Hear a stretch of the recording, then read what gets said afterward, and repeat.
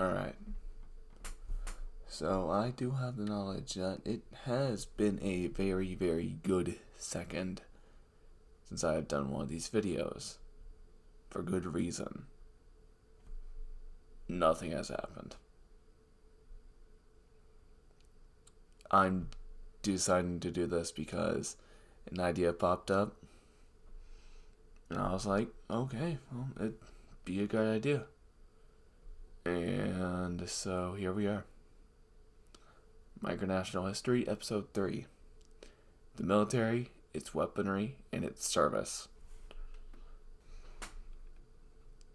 Military size and its funding. We don't have many infantry units. We have 7. That's fine with me. Because we're a micronation. I don't much know what to tell you. Because if we're a micronation that has around a 300 person population, then of course we're not gonna have a big military.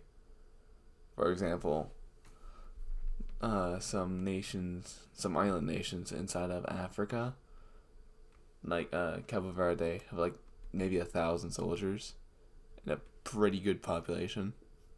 So, in terms of military to civilian, I have a higher ratio than a few nations, but still. Alright, so our military budget as of last year was $200. And that was me arming.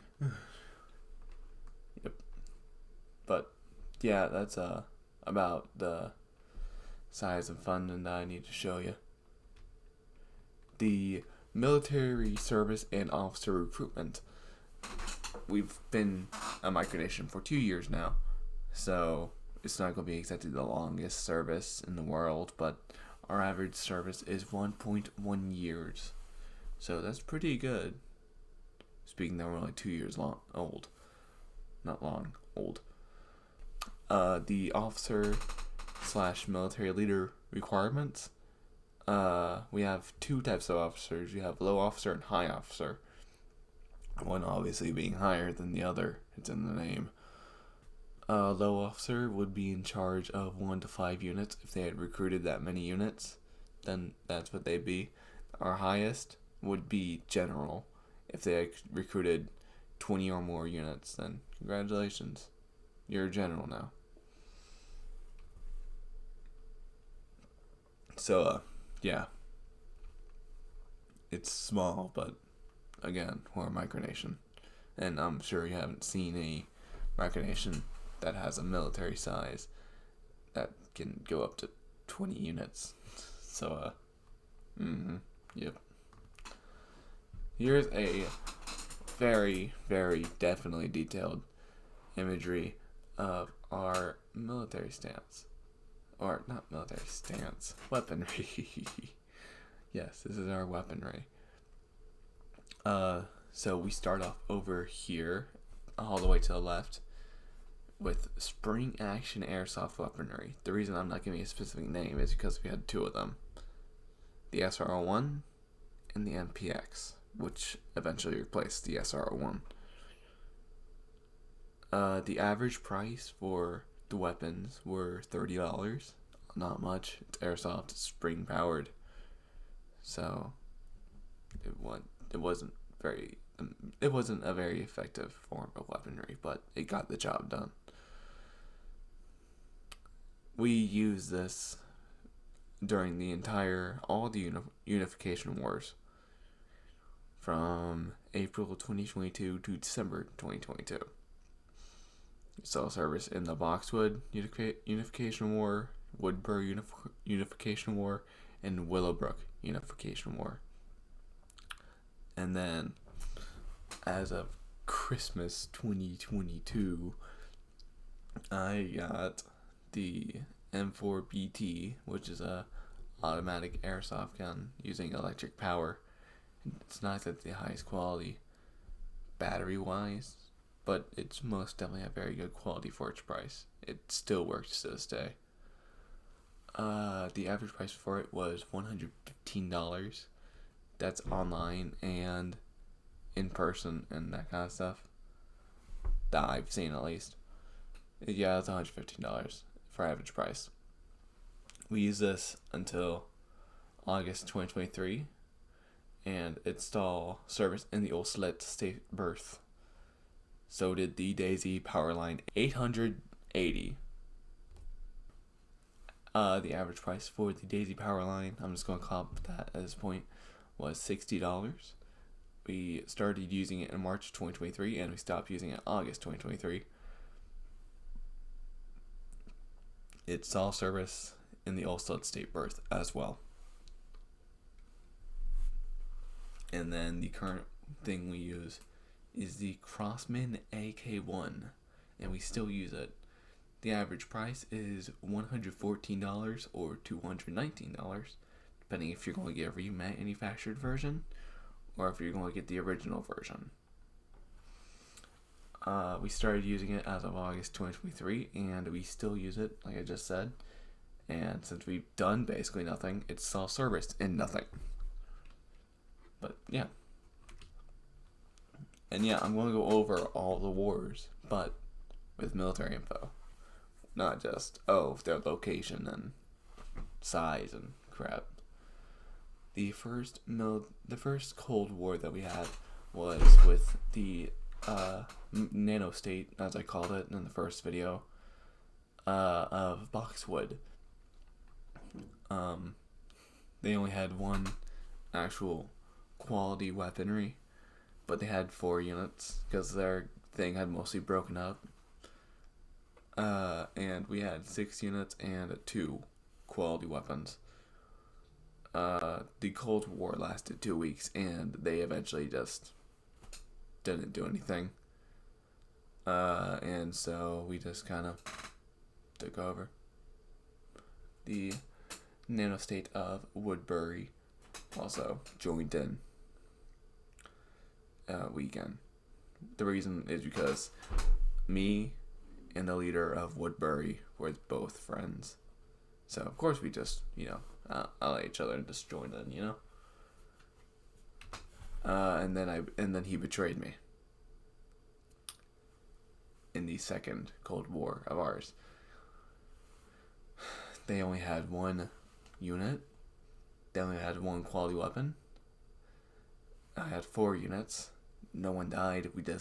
Some people left. No one died in general. We still had the 2 quality weapons. And then the person who led Woodbury, I'm going to keep their name private, obviously. It's a friend of mine. Still. Lasted 2 weeks, and the person who led it was like, yeah, no, if I'm going to do any kind of conflict, I'm not doing anything. I'm done. And so, that's basically how the conversation went.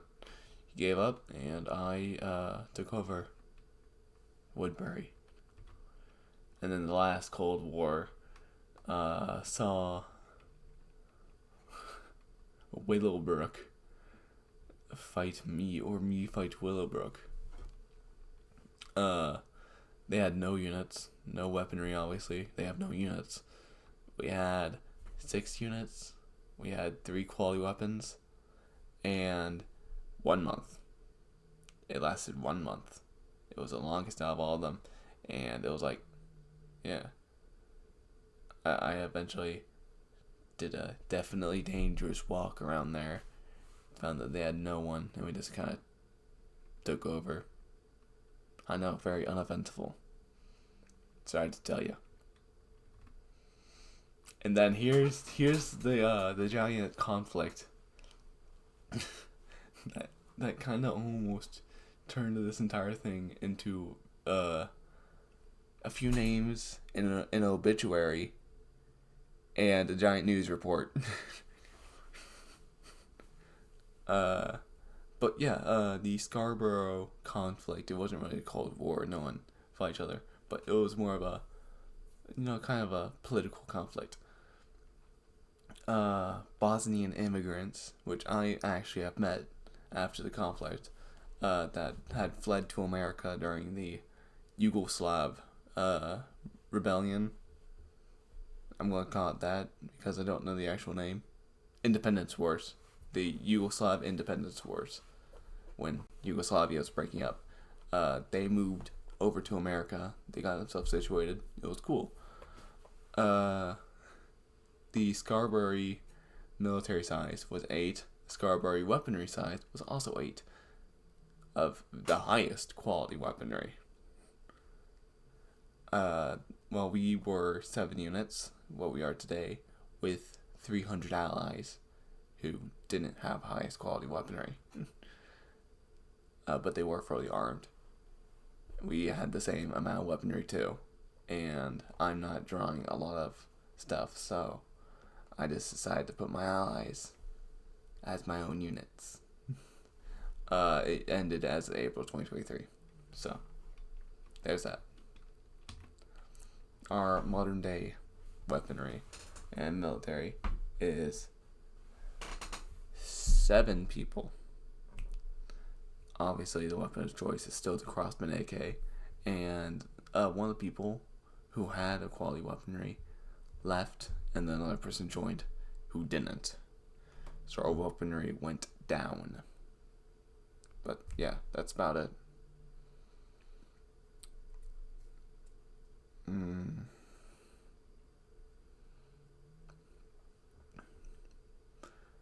Eventually, I will go over how the politics in my micronation work, but that's for another time.